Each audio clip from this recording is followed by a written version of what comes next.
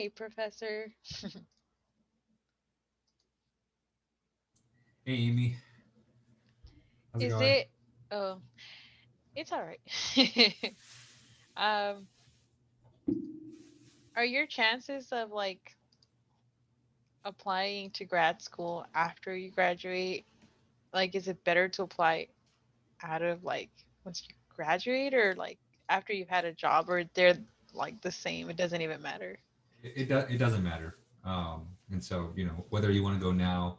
So a lot of people do like go work for a few years and then they go back for grad school and then that's totally fine. In fact, I feel like I know more people that went back, especially for a master's. I think they work for a few years. I think what probably people experience is that you work as an engineer after your undergraduate for a few years and you realize that you want to move up in the company or you want to be eligible for certain kind of positions, but then they require a master's degree and then they go back after that and then they get their graduate degree after that. Got it. Thanks. Mhm.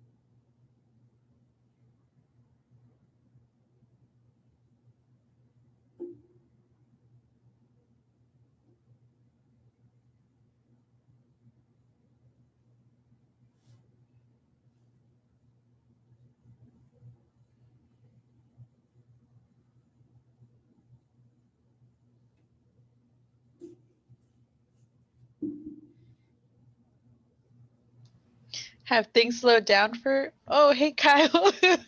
Have things slowed down for you, Professor, like work wise? Or is it still really hectic?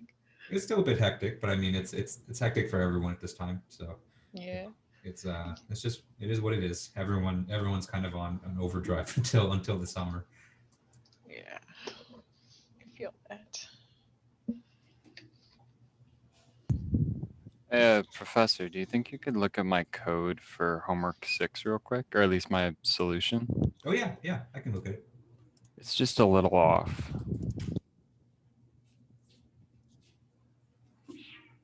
This is for homework 6. Yeah. Okay. Oh right. Okay. Yes. I'm thinking of another class. I'm like homework 6. I thought homework 6 was the last one, but it's the or the one we just turned in. But homework 6 is the one that's out there right now. Yeah. Can you enable screen share? Yes. It should be. It is enabled. Yes. Oh, it says you cannot start screen share while Oh, someone else is sharing. I need to stop here. Okay, go for it.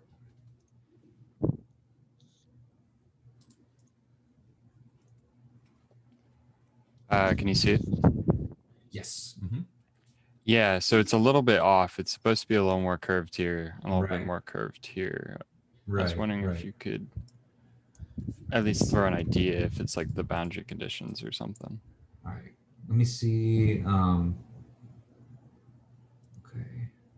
Can you scroll up a bit?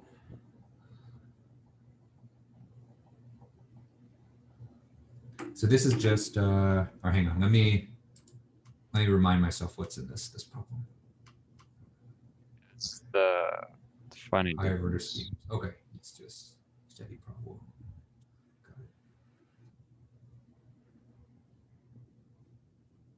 And then boundary conditions. Okay.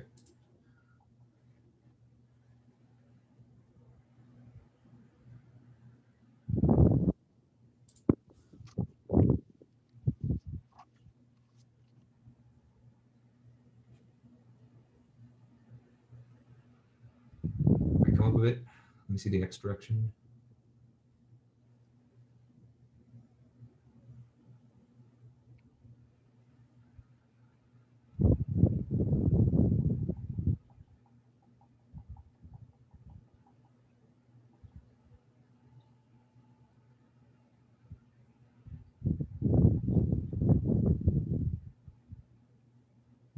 This looks mostly good to me. Can you come up with it more? Yeah, I'm pretty confused. I don't know what else to like change, you know?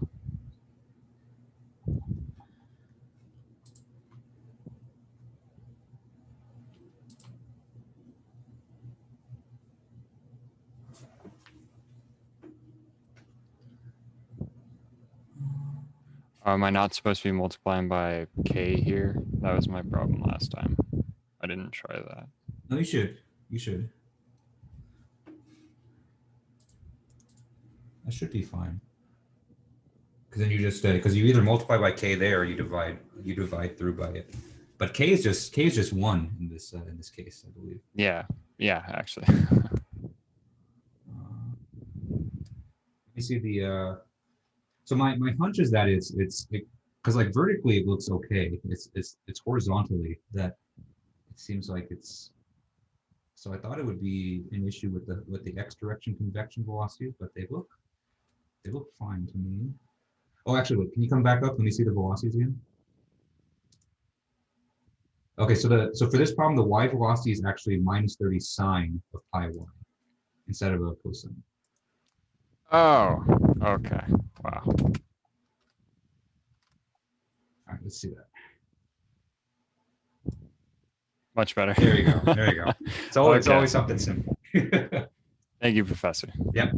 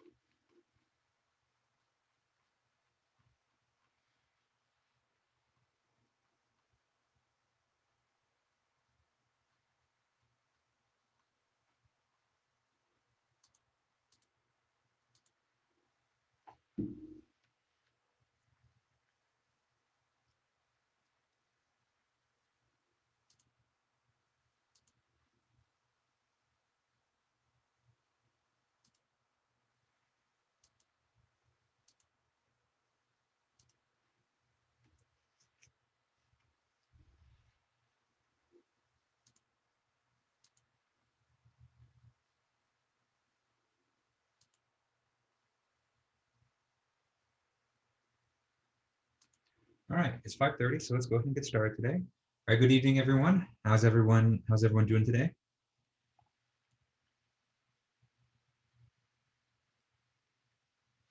Good, good. Yeah, tired. I'm sure too. It's second to last week of the class. Oh no, oh no. Well, hope you feel better. Okay. Yes, yes. 2 weeks left, so we're almost at the finish line, right? And so for this class, we're going to continue on with our last set of lecture notes, which is on unsteady finite volume stuff. Okay, so I don't think it's going to take us the whole week to do it, and so I think probably it'll take probably all of today and maybe half the time on Wednesday to do it. And for this unsteady finite volume stuff, I'm not assigning any homeworks on it. This is mostly for for those of you who are using finite volumes for your project, and also just those of you who just in general just interested in how this is done, right?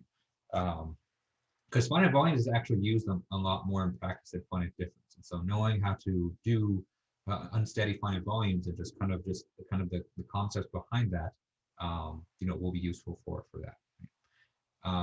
Okay, and so before we really get started today, let me talk about the midterm, because I finished grading those at the end of last week, right? So you guys did really good, and so I was really happy with how you guys did. So I think the average, I was looking at it this morning,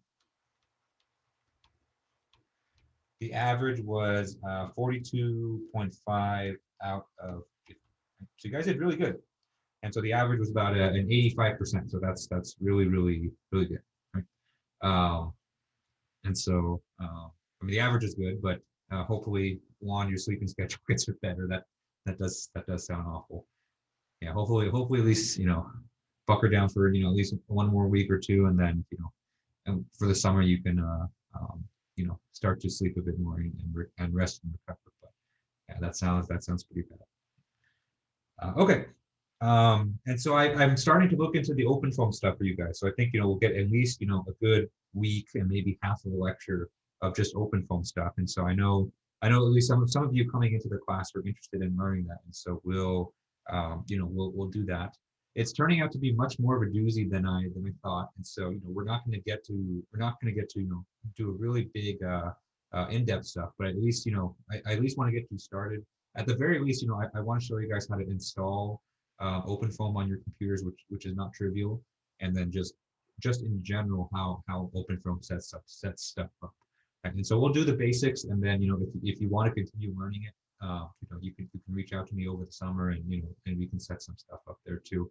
But it looks like a really nice tool, and so I'm looking forward just to learning it just for my own maybe research or personal interest. And so besides this class, I'm going to put together some documentation for this class, and then over summer I'll probably work on it a bit more. Yeah. You will not need OpenFOAM for the final project, and so for the final project, it's just the MATLAB stuff. And so OpenFOAM is kind of just for your own interests, because I think if you're interested in using it for like a personal project, or like for like a legacy team, or for like research or something like that, OpenFOAM is a really nice tool, and it can do a lot of really great things, and it's free. It's like one of those really rare free projects that has very good documentation, and it's very well supported. So it's a really great project. Yes, yes, yeah, definitely, yeah. So Kyle makes a great point. So normally, OpenFOAM is a Linux only software, but with Windows, now you can actually load Ubuntu, which is a Linux distribution, on your Windows machine. So actually, that's one thing I want to do at the end of today, because in order to make Ubuntu work on your computer, more than likely you have to restart your computer, and so I want to do that at the end of today, so that before we get started on Wednesday, because Wednesday I don't want to all right, everyone restart your computer and then come back into the lecture afterwards. And so if we can install kind of the Ubuntu stuff and the Linux stuff on your Windows machine before Wednesday, I think that'll make things a lot easier. So I'll reserve the last 10 minutes of class so that we can do that today. But yeah, so hoping the OpenFOAM stuff will be really useful. It'll be a lot to cover in just a week, but hopefully it'll be interesting.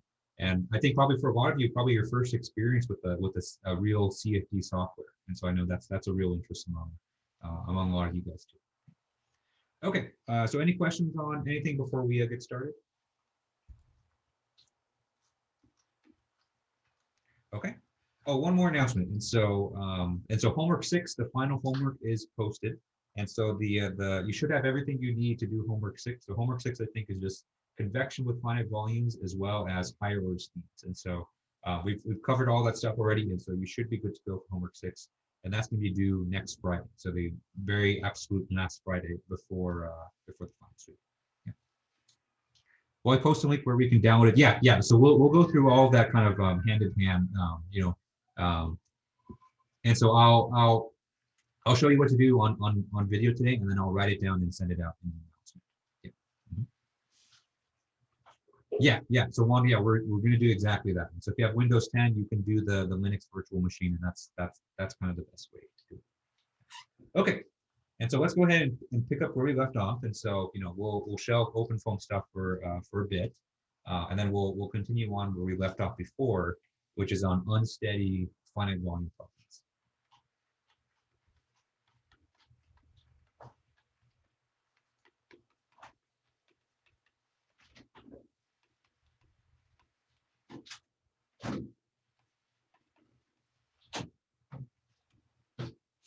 Right. And actually, OpenFOAM does use the finite volume method. And so I always thought it did, but then after reading the documentation, they confirmed that it does use finite volume. So I'm glad I've been saying the right things all these years. Right?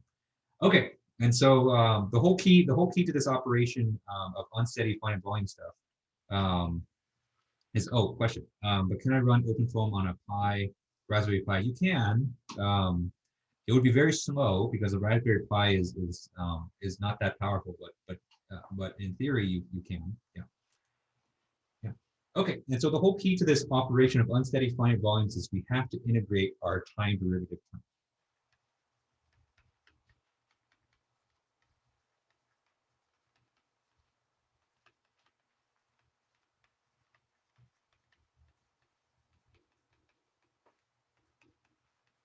Okay. Because remember, whenever we're doing finite volume stuff, we're always integrating our differential equations over our cells, right? And so what's unique to our unsteady problems is that we have our time derivative, okay? And then what we're doing for the finite volume scheme is that we're integrating this over our cell. So in 1D, we have something that looks like this, okay?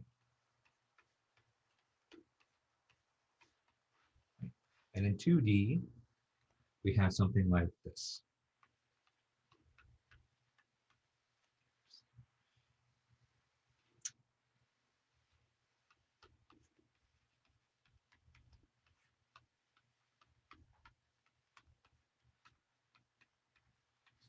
Right? And so we're just applying just straight up trapezoidal rule to our time derivative term because there's no space dependency. Right? Oh, nice. Oh, nice. Yeah, thanks, Kyle. That's really helpful. So yeah, if you're interested in downloading OpenFOAM, looks like Kyle already has some documentation available for you. So so thank you, Kyle, for sharing that in the chat. Okay.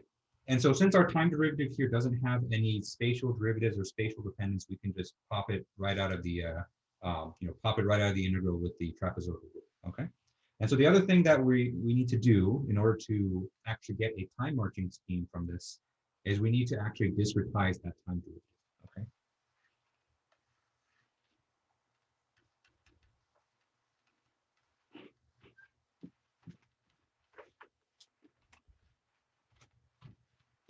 Okay. And so for a time marching scheme, we're going to take our time derivative, partial phi, partial t. Okay. And then we're going to use just a basic just forward differential. So just like we always do, right? And so we're going to phi n plus 1 minus phi at n divided by delta t. Okay.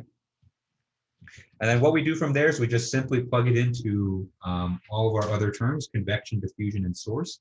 And then we solve everything for phi n plus 1. Okay.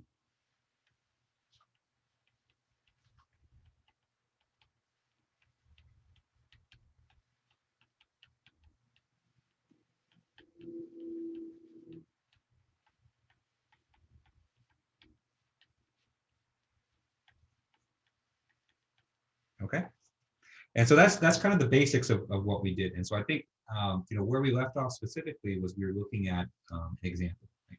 And so let me go pick up where we left off, but this was just kind of a recap of where we were. Okay. All right. So any questions on this before we pick up again with our example?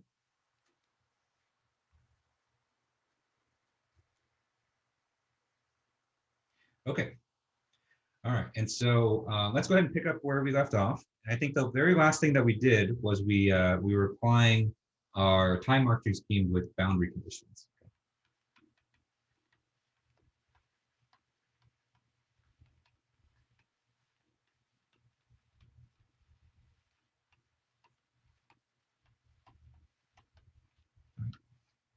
And so the example that we were working with was just a very basic kind of unsteady diffusion problem. Right? And so we're working on basically partial phi, partial t is equal to 3 partial squared phi, partial x squared, okay? And the boundary conditions, on the left side of the domain, we had a Dirichlet boundary condition. So we had phi at x is equal to 0 is equal to cosine of pi t. Right? And the second one, we had a Neumann boundary condition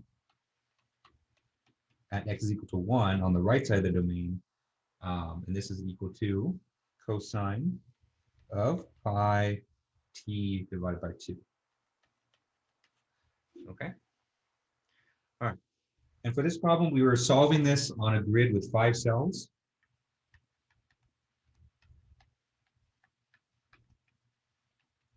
Right. And so it looks something like this. Okay. So this is cell 1, 2, 3, 4, and 5. Okay. And so I think what we did last time was we did all of the interior cells, okay, and we did the Dirichlet boundary condition on the left, and then the only equation that we need to get from here is just the 5th cell, which is exposed to the Neumann boundary condition over here, because here we have x equal to 0, and up here we have x is equal to 1. Okay. All right, and so we're gonna pick up basically right there. Okay. All right. And so let's go ahead and apply that boundary condition. Okay. And so let me start from here, because normally, normally after we apply our finite volume stuff, we integrate over the cells, and we apply all of our integration rules. We end up with the following. Right? And so we have partial phi, partial t, delta x is equal to k, partial phi, partial x on the right side of the cell, minus partial phi, partial x on the left side of the cell. Okay. And so this is basically what we get after applying our integration and our divergence theorem and our trapezoidal. Okay. Okay. And so let's go ahead and start. Let's start working on these terms here, okay? Because we have three derivative terms here that we need to discretize. And so first, let's start with the time derivative, because we know that already. Okay? So we know this is going to be phi n plus 1 minus phi n all divided by delta t. Okay. Right. And so that looks good. Next, we have k times the derivative on the right side of the cell, right? And so if we draw kind of brackets around this cell 5 right here, we can see that the right side of the cell, that's going to be our Neumann boundary condition, right? And so let's go ahead and replace this this derivative here with our Neumann boundary condition.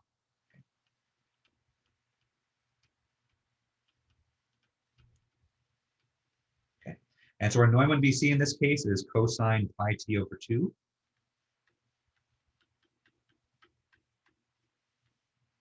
Okay. All right. Okay, and so that's good. Okay, and then on the left side, since we have a neighbor on the left side, we can use just our usual finite difference scheme for that. Okay. So on the left side of this, what we have is phi sub c minus phi sub l all divided by delta x. Okay. All right. And then last thing we have to do before we start simplifying is we have to choose which time marching scheme that we're using, and then use that to apply a time index on the rest of the phi terms. Okay. And so in this problem, I ask you to do explicit Euler. Okay. And so with explicit Euler, we know that, you know, for all the other phi terms from the diffusion and convection terms, we're going to apply a time step of n. Okay. And so this can be phi c at n, and then phi l at n.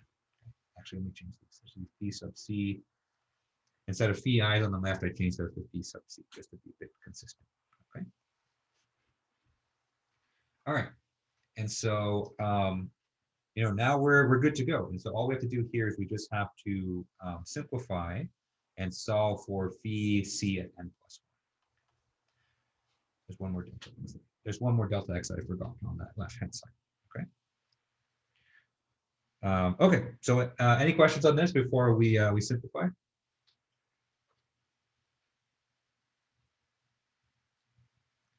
Okay. All right. And so let's go ahead and let me simplify this expression first. I'll give it to you in terms of variables, and then we'll plug in the numbers after that. Okay. All right. So let's start with, and so for cell 5, what we get is phi5 n plus 1 is equal to k delta t divided by delta x squared times phi4 to the n, okay, plus 1 minus k delta t divided by delta x squared times phi5 to the n plus k delta t divided by delta x cosine of pi over 2t. Okay. And so that right there, that's our time marching equation for cell 5. Okay. All right. And so now if we plug in the numbers for this, as well as account for all the other you know, equations that we got last time. Okay. Okay. So let's plug in k is equal to 3. Right. The time step size delta t in this case is 1 millisecond, and so we'll do 0.001. Okay. Say delta x, oh, sorry, delta x is 0.2. Okay. Right, and so we go ahead and plug those in and combine those with the other equations, and what we get is the following. Okay. And so first we have cell 1. And so cell 1 is going to be phi1 at n plus 1 is equal to 0.075. Phi2 to the n, okay, plus 0.775. Phi1 to the n, okay, plus 0.15 cosine of pi tn. Okay. All right, so that's the equation for cell 1. And so cell 1, you can see that we have the Dirichlet boundary condition accounted for there. Okay. Next, we have cell 2. Okay, so for cell 2, we have phi2 at n plus 1 is equal to 0.075. Phi1 to the n plus 0.85. Phi2 to the n plus 0.075. Phi3 to the n. Okay.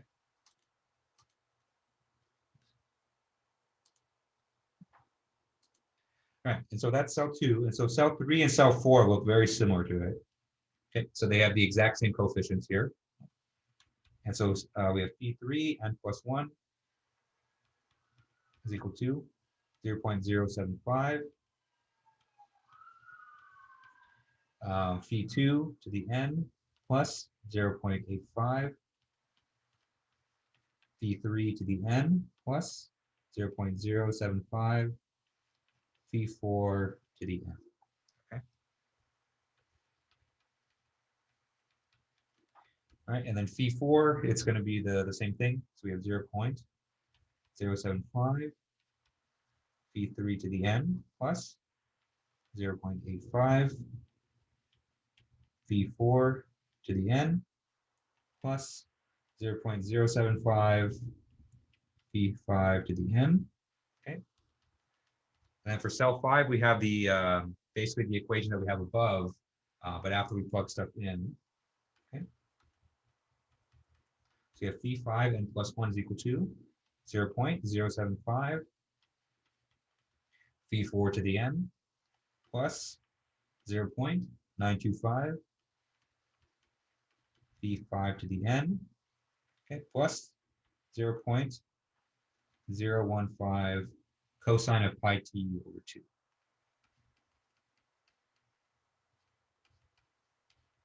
Okay. And so these are our time marching equations. And so, this is explicit method. And so, we don't have to solve a system of equations here, but we at least have something like this that we can solve. Okay. All right. And so on the next page, what I'll do is I'll put this in matrix form, and just to kind of show you, how this is actually advanced in time. And then after that, I'll show you the MATLAB implementation of this, just so you can see it implemented in practice. All right. So any questions on this?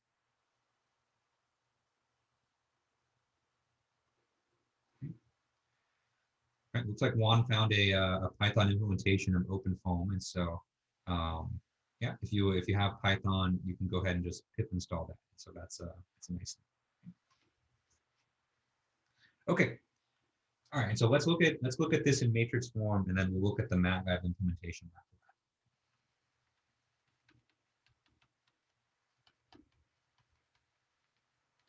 that. All right, so in matrix form, we have something that looks like the following, right? So we have phi1, oops, phi1, phi2, phi3, phi4, phi5, okay? All this at the n plus 1, okay? And so this is explicit, and so there's no need to there's no need to invert any matrices, okay?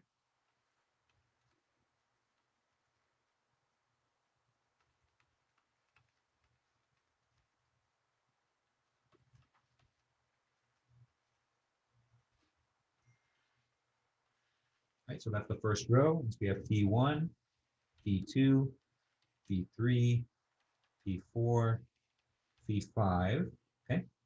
All this to the n, okay?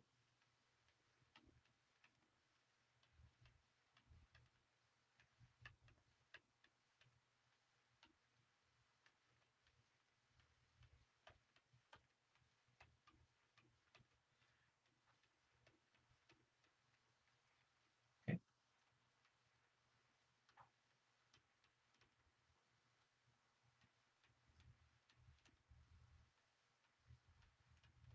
I definitely did not align this properly.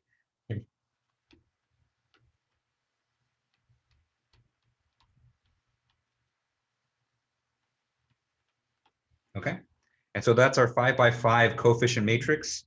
And of course, since it's an explicit Euler equation here, we have to add all the extra stuff on to the right. Okay, and so our boundary condition terms are the following. So we have 0.15 cosine of pi t n. Okay, and so that's our Dirichlet boundary condition on the left, and then we have our Neumann boundary condition on the right. So 0.015 cosine of pi t n divided by 2.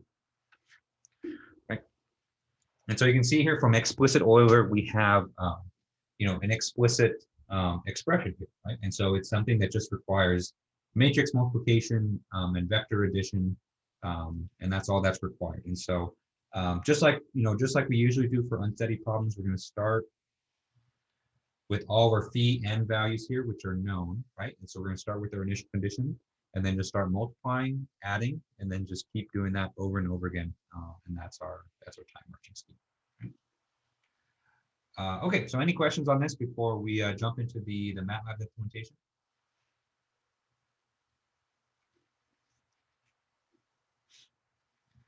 All right, so let me go ahead and share my laptop screen.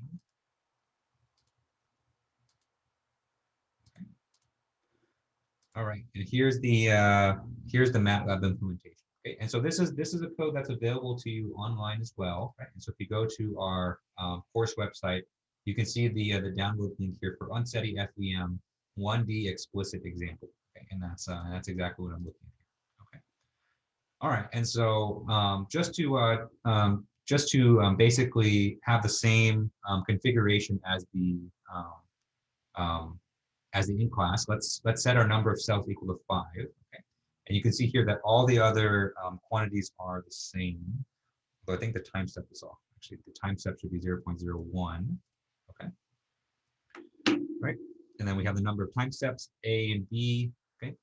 And just like we usually do with unsteady problems, we have to initialize our next solution, which is sol current, and then our sol next, sorry, and then our current solution, which is sol current. Okay, and so that's B at N. All right. And so since this is an unsteady problem, I'm going to write out a video for it. And so that's what these lines of code do. Okay. And then, just like we usually do for an unsteady problem, we have our time stepping loop here. Okay. And so we're going to loop over all the time steps. And so if you start working on your project, or if you remember, from past unsteady problems, you can see here that we start with the for loop from T step from 1 to T. Okay. And then at every time step, we have to fill out the coefficient matrix. Okay. And that's what all of these lines of code do here. Okay? And so first thing we have to do is we have to fill out the matrix that's multiplying by phi n. Okay. And so this is it for all the interior nodes. And for all the interior nodes, basically we have this value here on the ai comma I minus 1. Okay. And so this is the term for left of the diagonal. Okay. Which for our calculations on the iPad says that this is 0.05. Okay. Next, this is our condition on the main diagonal. Okay, so that's ai comma I. Okay. And so according to our in-class example, this should be 0.85. Okay. Okay. And then of course, a at I comma I plus 1, this is right of the main diagonal, and so this should be 0.05. Okay. All right. And so that's all the interior nodes, and so that takes care of nodes 2, 3, and 4. Okay. And then for for cells 1 and 5, we have to do our boundary conditions. Okay. And so this is these are the coefficients for cell 1. Okay. So this is for the Dirichlet boundary conditions. Okay. And then for our Neumann boundary conditions, this is what we have for that. Okay.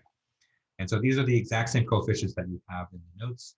It's just that I've put them in terms of Ks and DTs and stuff like that. And so if we change them later in our code, or if we adjust the number of cells, then these guys will automatically update. Okay. All right. And so after that, then all we have to do is just time advance. And so to time advance, we just do our matrix multiplication. And so we do our coefficient matrix multiplied by our current solution. And then we add our B to that, okay, where our B right now is just a zeros vector. A zeros vector except for the first and the last entry. Okay. Okay.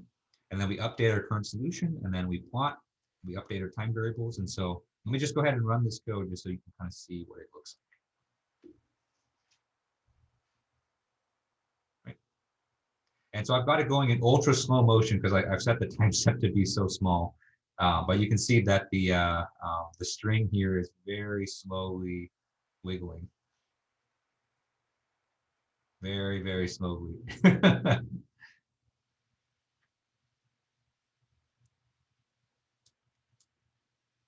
It's like observing an ant farm and waiting for the ants to do something.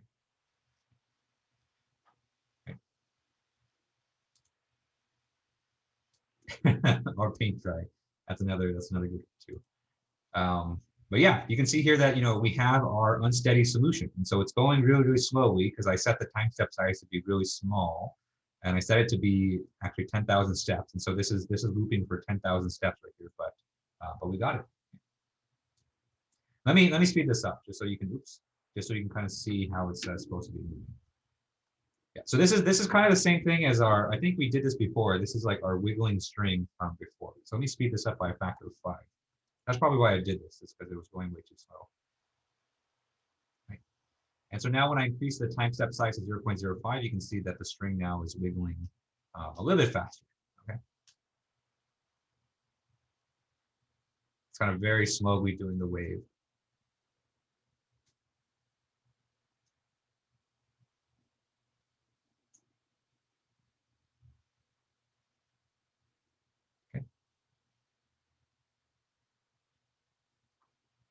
Right, and so this example here, oops. Well, okay, I ran into an error trying to write the video, but that's okay.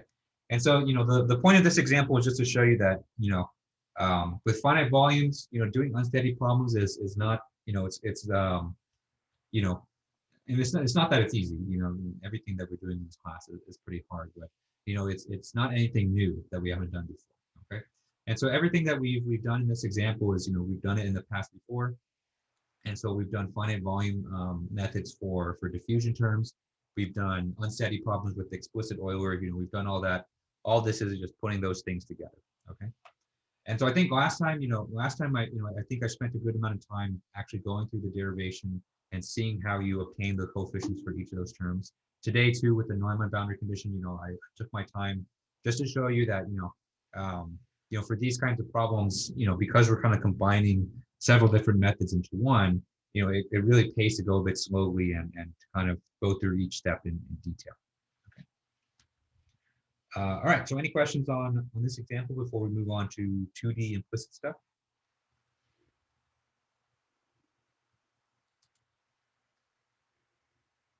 I can speed up by using GPU array. It takes most of the functions we've used. Oh, nice. Yeah, I'll definitely look into that. That's probably a good thing for these ones. I think I set this to be so low because I think if I set it to be any higher, then the solution starts to become unstable. So yeah. Okay, and so let me hop back onto the iPad.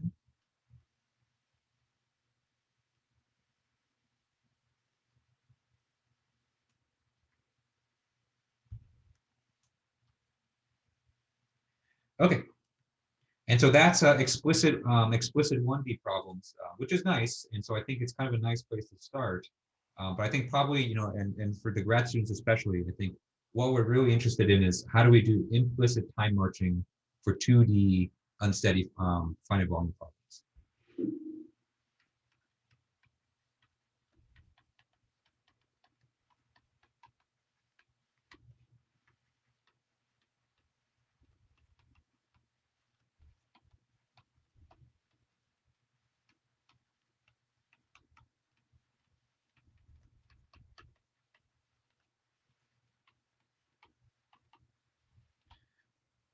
Right, because this is the arrangement that you have in the final project. And so for the final project, I'm asking you to do an implicit scheme, and of course it's a 2D problem because it's a 2D room. Okay, all right. But just like in the 1D case, we're not doing anything new here. We're just going to be applying everything that we've learned before, except in kind of a new context. Okay, and so let's go ahead and do that. Okay, so let me first write out our full 2D unsteady equation. Okay. You're not annoying, one. I think it's everyone here is excited to learn. I think that's the most important thing. All right, so our full 2D unsteady equation looks like the following, right? And so we have our unsteady term, we have our convective term, okay? Then we have our diffusion term as well, okay? And finally, our source term, okay? All right, and so we have everyone here now. So the we have all the terms present and accounted for, and we're working in 2D. All right, and so just like we usually do, in finite volumes, we're going to integrate this entire equation over the area of a cell.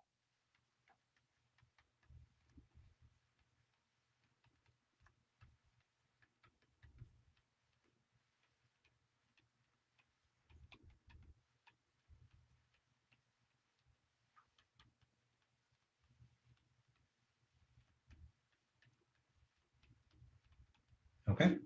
And so we're going to take each of these terms individually and then integrate them and see what comes out. Okay. Right. Okay. And so let's go ahead and perform these integrations. Okay. And so first we're going to have the integral of the time derivative term.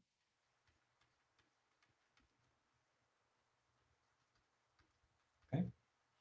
And then we have the integral of all the flux terms. So that's convection and diffusion. So I'm going to go ahead and lump those together into one, because that's what we've done in the past.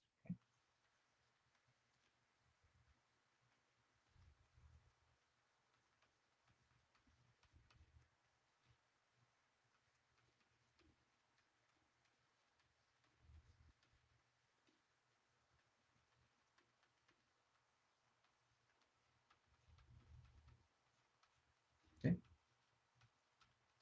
And then of course we have our integral of these source terms. Okay. All right. And so just like we usually do, we're going to take this flux integral here.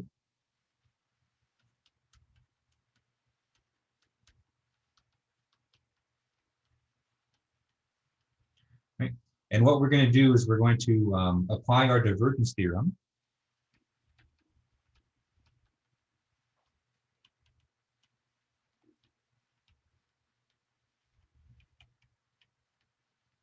Okay.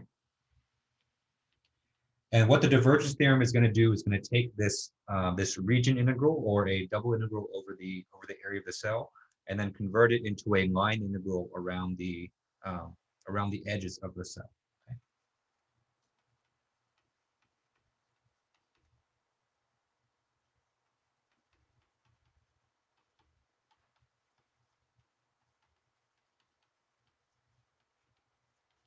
Okay. All right. And so we convert this to a line integral, and what we get is integral around the boundary, okay, of phi times v dot n, okay, minus k gradient of phi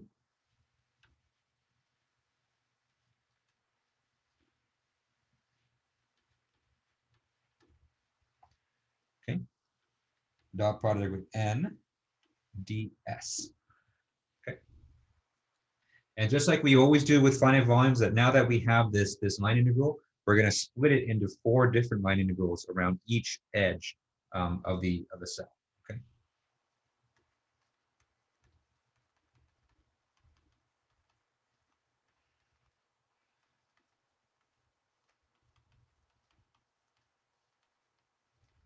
Right. And so all this we've done before. It's just, you know, we're doing it with a new friend here. All right, and so our new friend, you know, of course, is our time derivative term. Okay.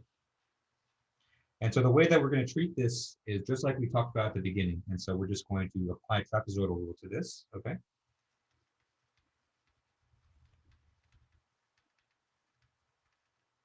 Okay. And so that's just going to be the integrand multiplied by the area of the cell, okay, which is the same thing that we've been doing with this source term as well.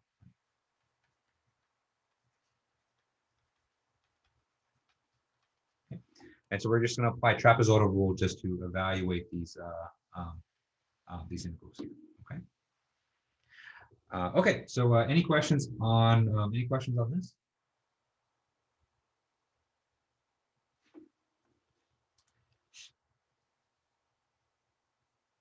Right. And so it's just like normal. It's just now it's going to be a lot more writing. And so you know, ask questions now before before hell begins. Okay, and so let's go ahead and start expanding all these guys out. All right, so let me start with the time derivative term, because that one comes first. Okay. Okay. And so when we apply trapezoidal rule to that, we're just going to have the time derivative, the integrand, evaluated at the centroid, multiplied by the area of the cell, which is delta x, delta y. Okay. All right, so that's very straightforward. And then now I'm going to write out the 4 integrals on the 4 integrals on the faces. Okay, and so first we have the east face, right? So this is going to be phi u minus k partial phi partial x, right? dy, right?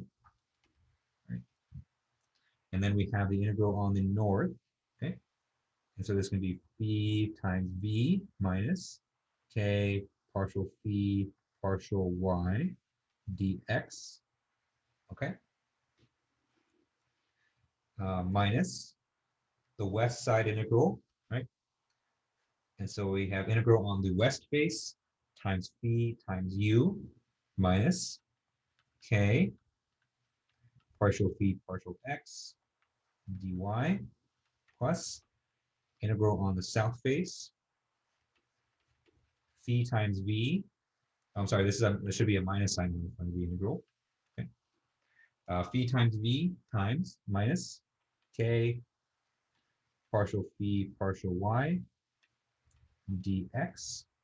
Okay. Clean this one up a little bit. Right. And so those are the four face integrals. Okay. And then we have our source integral on the left hand, on the right hand side, and we're just going to apply trapezoidal rule for that. So we have q at xc yc times the area of the cell, which is delta x delta y. Okay. All right. And so nothing terribly new, but just it's just a lot of writing as usual. Okay. And I'm going to do what I've done in the past, whereas I'm going to keep all the face integrals separate. Okay. And the reason for that, remember, is just so that when we have to apply boundary conditions, then it's very easy. We just look at which integral that we have to replace, and we just replace that one. Okay. All right. And so what we have to do from here is we're going to apply trapezoidal rule to all the face integrals.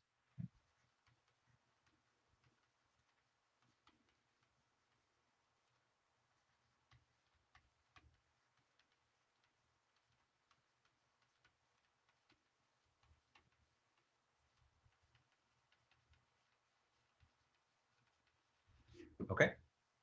And so a trapezoidal rule is just evaluating the integral by evaluating at the centroid and then multiplying by the size. Okay. And so let me go ahead and do that. And so the time derivative integral and the source integral, we're just going to leave those terms alone because we don't need to deal with them yet. Okay. And so first we have a partial phi partial t times delta x delta y.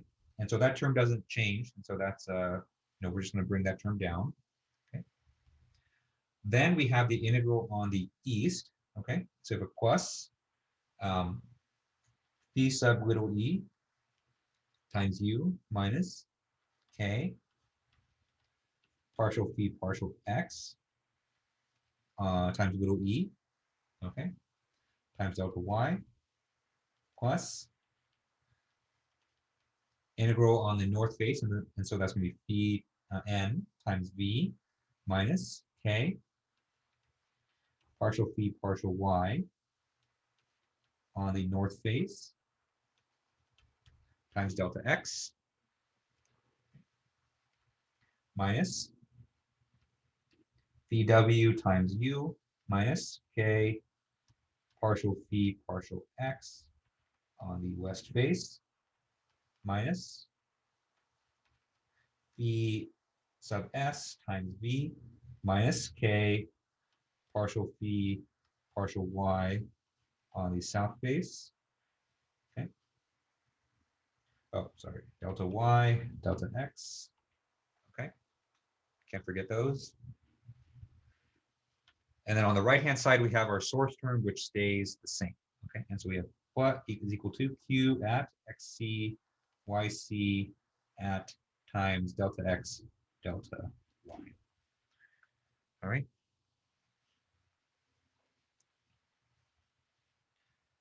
Okay. And so all we did from this first from the top of this page to the bottom was we took all of our face integrals and we just evaluated them using trapezoidal rule.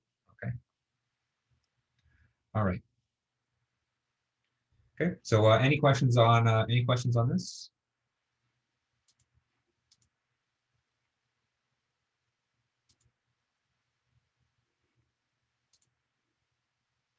Okay. All right. And so the one of the final steps before we end up with an algebraic expression is to take all of our derivative terms here and then discretize them. Okay. And so that includes the time derivative as well as the face derivatives. So I'm going to go ahead and circle all the derivatives that we're going to replace. Okay. First, we have this time derivative here. Okay. Then we have all the face derivatives. Okay. All right, and so I'm going to go ahead and do that on the next page. Okay. All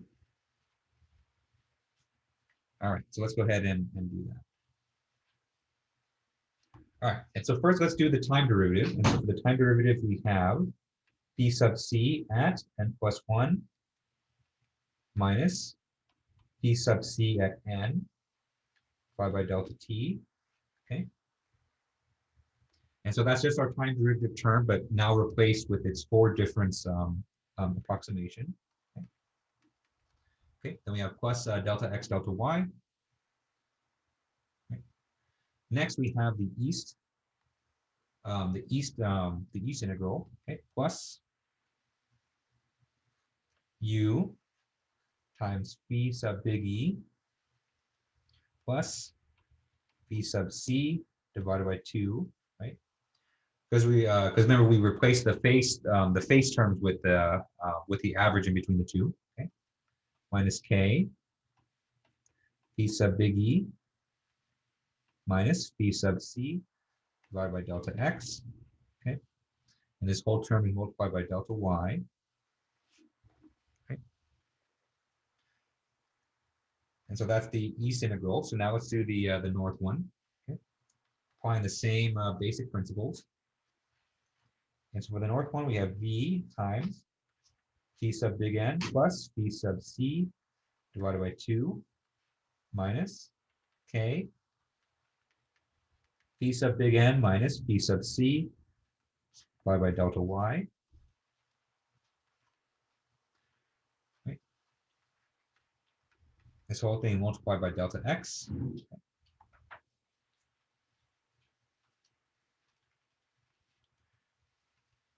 Right. Next, we have the west term. Okay. So for the west, we have u times phi sub w plus phi sub c divided by 2. Okay. Minus k phi sub w minus phi sub c divided by delta y. Okay. Or delta x, sorry. Delta y is out here. Right. What color haven't we used yet? Okay. And then finally, we have the south integral. And so we have minus v phi sub s plus phi sub c divided by 2 minus k phi sub c minus phi sub s all by delta y times delta x out here, right? And then from there, we just have our source term. We have q at xc, yc, delta x, delta y. Okay. All right, so it's a doozy. But we can simplify this a smidge just to make things a little bit easier. Okay. But let me go ahead and give everyone just a chance to kind of write this down, and then I'll put down kind of the more simplified version of this. Okay. Okay.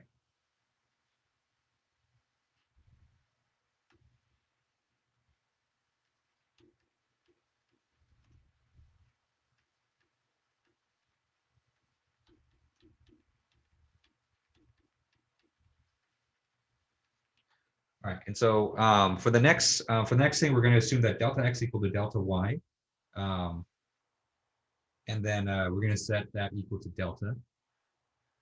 So looks like an entire scale palette. Skittles palette, yeah. I try to differentiate the things with the color. Okay, and so let's do what we usually do to simplify these equations. And so let's assume that delta x is equal to delta y, and so that's going to simplify things quite a bit for us. Okay, right. And so if we do that, then we'll get the following. Okay. Okay. And so we have, let me keep the same colors here. Okay. And so we're going to have p sub c at n plus 1 minus p sub c at n y by delta t times delta squared. Okay. Because we just have delta x times delta y, and so that's going to be just delta squared out in front. Okay. Plus, let me simplify inside this integral a bit, okay? Because we have some terms that are, coefficients of phi sub e, and some terms that are coefficients of phi sub c, right? And so we have u divided by 2 minus k over delta times phi sub e, okay, plus u divided by 2 plus k divided by delta phi sub c, okay, and all this is multiplied by delta, plus we have v divided by 2 minus k over delta phi sub n plus v divided by 2 plus k over delta phi sub c. Okay. And so I'm keeping the colors here just to illustrate, that these are all, integrals from different faces. Okay. And so I'm not going to combine things among the different faces, even though, we have the phi sub c here in every single one. I want to keep them separate just to, just to kind of illustrate to you that we can keep these separate, and it'll make applying the boundary conditions a little bit easier later. Okay. All right, so we have a minus u divided by 2. This is reversed. This should be phi sub c and phi sub w. Okay, and so we have minus u divided by 2. Let's see, plus k divided by delta, right? Phi sub w plus u divided by 2 minus k divided by delta phi sub c all times delta. Okay. Right. Then on the bottom here we have minus v divided by 2 plus k divided by delta phi sub s plus v divided by 2 minus k over delta phi sub c, okay, times delta, right? And then on the right side of this equation, we have our source term, which is q xc yc delta squared. Okay.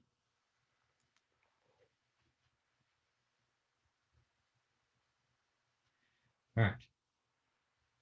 We're almost there. I know this is very painful. It's a lot of writing and a lot of terms to keep track of. But again, I'm doing this just mostly just as a demonstration, because for the final project, if you're doing finite volumes with this, you're going to have to go through this exercise here, to derive your equations, especially when you need to apply the quick scheme. Okay, and so when you need to apply the quick scheme, for the higher order terms, you need to go through this exercise, and then you need to go back to this step here on the top of this page. And instead of doing all these guys right here, right? And so instead of doing all the guys that are circled in yellow right there, you're going to have to replace those with the quick scheme. Okay. And so I'm going, kind of painstakingly through the whole process here, just so you can kind of see every single step. And then later on, once you need to go and apply the quick scheme, you can just use the same process, but just pop the quick scheme right in there. Okay. Okay. So any questions on this before we write kind of the final form for this guy?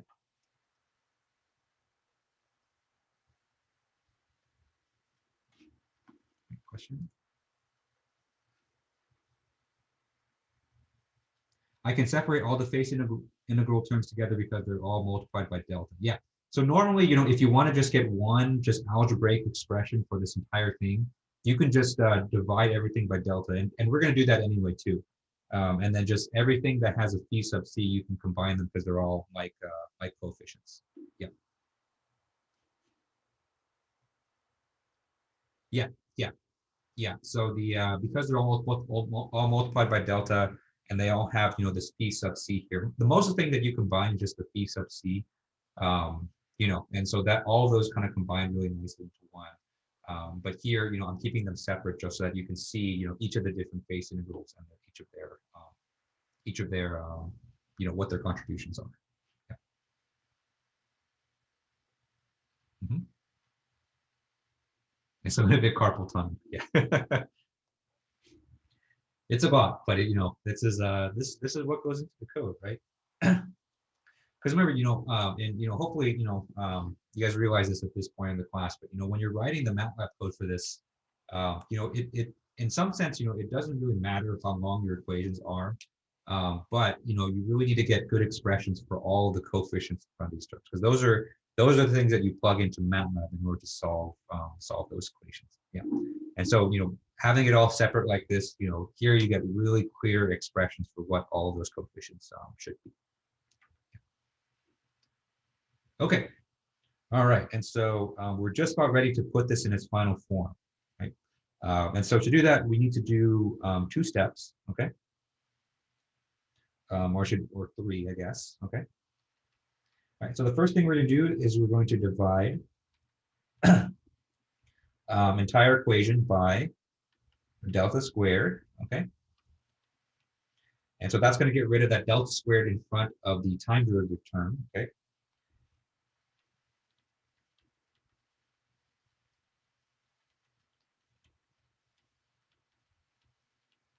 Right, and so the next thing we're going to do is we're going to multiply by delta t, okay?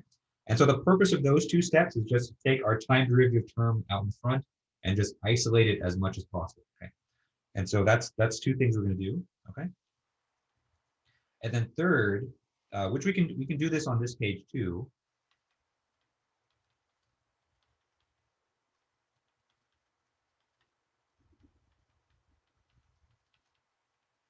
Okay. And so the third thing we're going to do is we're going to apply a time step of n+1 to all of our flux terms, okay? And so for the east, the west, the north, the west, and the south, all those phi terms, we're going to apply them at time step n+1, okay? Because remember, we're doing this implicit. And so let me go ahead and do that right now, okay? And so this phi sub e here, we're going to apply an n+1, okay? This phi sub c, we're going to apply an n+1. Okay, this phi sub n, I'm going to do n+1. Phi sub c at n+1, n+1, n+1, n+1, n+1. Okay. All right. Okay. And if we do that, we're just going to go ahead and simplify, and then we're going to end up with the following expression. Okay. All right. So we're almost there. Okay. Let me just go ahead and memorize this or not. Okay. And so if we do all that, then we end up with the following. Okay. All right. And so first thing we have is a phi sub c at n+1, okay, minus phi sub c at n. Okay, so those are the remnants of the time derivative term. Okay. Next we have plus. We have a plus u delta t divided by 2 delta minus k delta t divided by delta squared p sub e, okay, plus a u delta t divided by 2 minus, or plus, sorry, plus k delta t divided by delta squared p sub c, okay, right? And so that's the contributions from the east integral. Okay. Next, we're going to do the contributions from the north one. Okay. As for the north one, we have a plus v delta t divided by 2 delta minus k delta t divided by delta squared p sub n. Okay. Then we have a plus v delta t divided by 2 delta for this one. Okay. Plus 2 delta plus k delta t divided by delta squared p sub c. I'm forgetting all the n plus 1s. Okay. Okay. What color did I use for west? I used green for west. Okay. And so for the west integral, we have a plus minus u delta t divided by 2 delta. Okay. Minus k delta t divided by delta squared times pw at n plus 1. Okay. Plus a minus u delta t divided by 2 delta plus k delta t divided by delta squared p sub c at n plus 1. Okay. And then finally, we have the contributions from the south integral. So it's a minus v delta t divided by 2 delta minus k delta t divided by delta squared times vs at n plus 1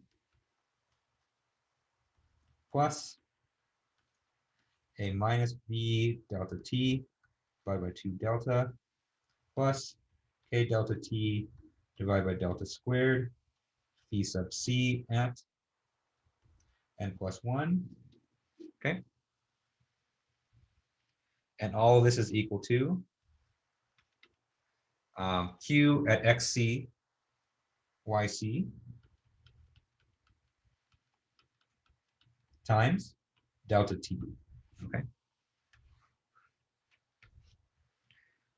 Right.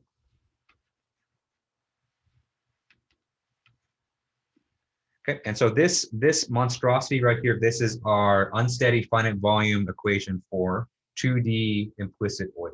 Okay. Okay.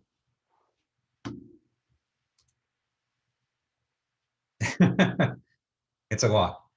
Yes, yes. But you know, it's you can simplify this a little bit because you can see here that we have a lot of phi sub c terms, right? And so, you know, normally, you know, if you want to just get one expression here, you can just combine those into one, okay? And a bunch of terms cancel. But remember, I'm keeping them separate here so that when you apply boundary conditions, you can just do that, you know, really, really easily, okay? All right. But actually, you know, there is one more small thing that we have to do, okay? Because remember, the way that we want to express this, okay, is we want to express things in terms of this, right? And so we want to have all the n plus 1 terms on the left, right? So we want all our n plus 1 terms to the left, right? And then all the phi n terms, we're going to put those on the right, okay? And so we have one odd man out, and that's this phi sub c at n that came from the time derivative at the beginning, okay? And so what you need to do from here is you just need to move that to the right side of the equation, okay? And so instead of having this minus phi sub c at n up here, what you need to do is a plus P sub Cm on the right-hand side, okay? Thank you. I'm glad hope I did Beyonce proud with that reference. Okay, and so you know, that's the thing, right? And so that's our implicit Euler 2D finite volume stuff, okay? And so this is different than our explicit Euler, right? And so our explicit Euler, you know, remember all we have to do is we have to do matrix multiplication and vector addition, okay? We can't do that here because in order to solve for phi c at n plus 1, right, what we have to do is we have to take this coefficient matrix A and invert it, okay? Okay. And so there's no way around it for implicit Euler. So implicit Euler, you know, we have to solve a linear system of equations just because we don't get kind of a closed form expression with phi n plus 1, okay? And so it's, you know, that's kind of the cost that you pay for implicit Euler. But most of the time it's worth it because most of the time you get a steady solution or a stable solution, and you don't have to worry about unsteady stuff, you know, nearly as much. All right. So any questions on that before we jump into an example?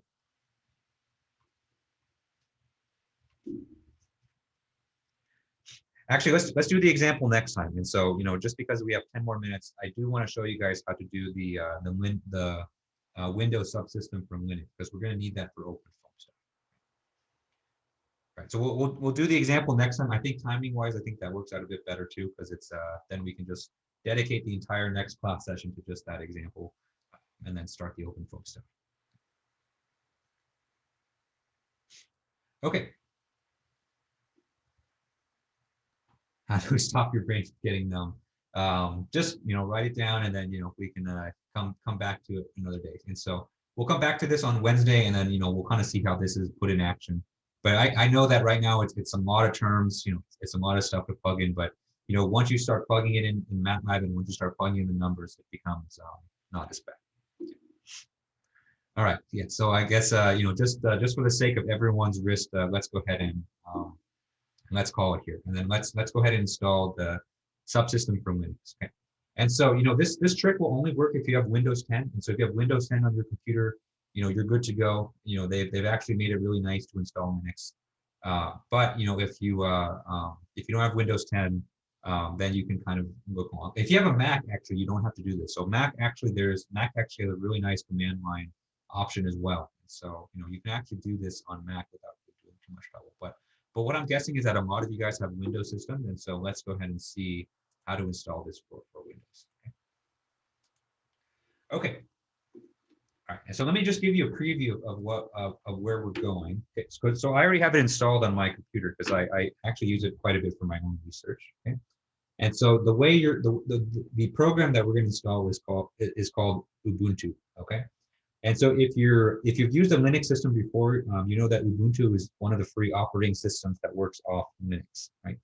And so it's great. And so, you know, if you have Linux, you know, Ubuntu I think is probably my favorite operating system for that. You know, it has all the benefits of Linux while still being relatively easy to use. All right, and so when you run Linux, you know, you're going to be presented by something that looks like this. Okay. Arch Linux. I cannot comment on that because I'm not sure what that. I think actually one of my grad students uses Arch Linux. Actually, he seems to like it. Okay, and so when you launch Linux, you know, you'll be presented by this. Okay, and so I think this is probably the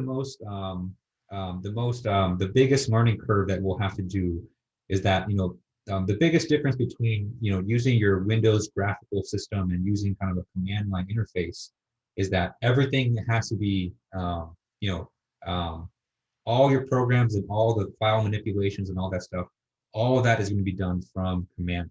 Okay. And so if you've never done command line before, think of it as like a textual version of your Windows Explorer. Okay. So normally, you know, if you want to search through your folders on your computer, you know, you would bring up kind of a system that looks like this, and you can click and see, you know, say I want to go into this folder code right here. Okay. And it's going to list me all the files. Okay. And it's all point and click. And so with Linux, there's no point and click. So you have to do everything with text commands. Okay. And so just to give you an example, let me go to this folder actually right here. I think this is D Dropbox.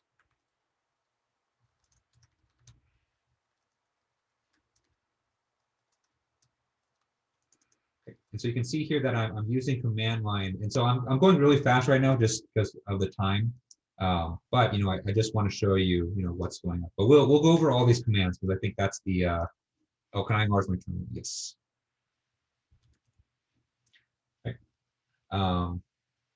And so I'm just doing over this really fast just because, you know, we just don't have that much time. But we'll go over all the stuff because I think this is going to be a big part of learning OpenFOAM, is learning how to deal with the text terminal like this. Okay. All right. And so if you can see my terminal here, actually let me clear this. Okay. Right. And so what I've done here is I've navigated that same folder that I have graphically here, but I've done it through command. Okay. And so if I wanted to go inside the code folder there, okay, I could input a command called cd. Okay. And so cd stands for change directory. Okay. And then from here I can look at all the code, you know, that's all the files. And so I think the biggest learning curve for everyone is going to be, you know, how to navigate around your system using command line instead of a graphical interface. And so it takes a bit of time to get used to. I mean, you kind of feel like a god when you get good at it, because you know, if you've grown up, you know, in probably you've seen news reports of, you know, someone said, oh, we found a hacker, right? And so hacker, you know, this is kind of what hacking looks like. And so, you know, you have a command line and people are and so, you know, that's, you know, you kind of feel like you're a hacker and you're part of the matrix, stuff like that. So once you get used to it, it feels really good, but until you get used to it, it's a bit of a learning curve. Okay. And so to install Ubuntu on your system, where you need to go to is actually the Microsoft Store. Okay.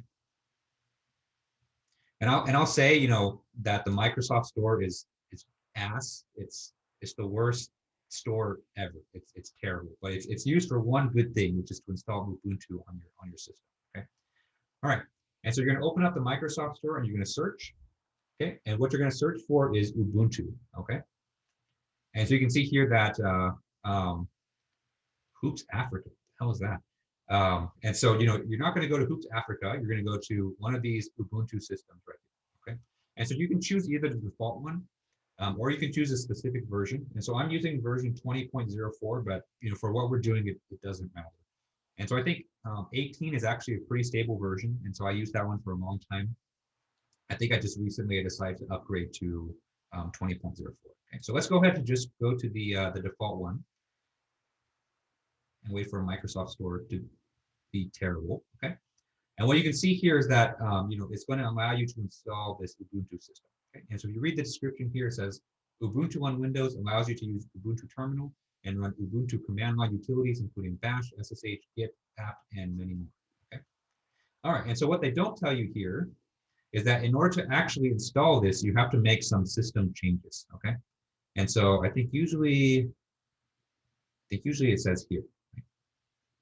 Yes. Okay. And so this is why the Windows Store is apps, because, you know, you have to do something really important to actually use this, but in order to actually see that, you have to click more. Okay. All right. And so, you know, you can read kind of most of the stuff, but the line that we want to see here is this one, right? And so to use this feature, one needs to first use turn Windows feature on and off and enable this setting called Windows Subsystem for Linux. Okay. All right. And so let me go ahead and show you where that is. Okay. And so if you go to your start menu, okay, we want to go to the menu called Turn Windows Features On and Off. Okay. And if you have kind of a good search tool on your Windows machine, you can just go ahead and type. Okay. And as you can see, I'm searching Turn Windows Features On or Off. Okay. Right. And so another way to get to it is from the control panel, but I find that it's easier just to type the name of this search. Okay. All right. And so once you do that, you're going to be presented by this window right here. So let me go ahead and make this a little bigger so you can see. Okay. And then what you're going to do is you're going to go down to this setting right here called Windows Subsystem for Linux. Okay. Right. And so you can see that mine is enabled because I've already been using Ubuntu, but more than likely yours will probably be disabled. Okay. And so what you need to do is you need to check this Windows subsystem for Linux, make sure it's on, okay? And then you're gonna click OK. And then after that, you need to restart your computer in order to make sure Windows subsystem for Linux is enabled. Then once you do that, then you can return back to the Microsoft Store and click Install, and then you can that'll install Ubuntu for you. Okay. All right. So I'll send an announcement with this video instructions, and I think I have a text document that kind of outlines this as well, that shows these instructions. So I think it's a bit easier when you have the text instructions. Okay. But if everyone can get this done before Wednesday, then we can start. We can kind of hit the ground running with OpenFOAM, because I think the example that we have left will probably take 30-45 minutes, and then we can just dedicate the rest of that time to OpenFOAM. Okay. Question. Yeah. So even though we downloaded the default app, whatever, do we still have to download like version 18 or version 20 or no? So the default one I think it'll probably default to version 20. And so if you want, I think if you just download the default one, it should just be version 20. So any one of those is okay. Okay, thanks. Mm-hmm. All right. Yeah, so I'll figure out a way to enlarge the font on my terminal for next time, because I know it's a bit small, but yeah, I'll send you guys instructions for this, tonight, and then by Wednesday, if you can take care of that, then we can start with OpenFOAM stuff. Can I show you OpenFOAM? No, I cannot, because I have not even done the tutorial myself. And so before Wednesday, I'm going to do the tutorial myself and then figure everything out, and then I'll show you stuff on Wednesday. Yeah. I've read it. I just haven't tried it. I just haven't tried it myself. Yeah. 18 is fine. You should totally be fine with 18.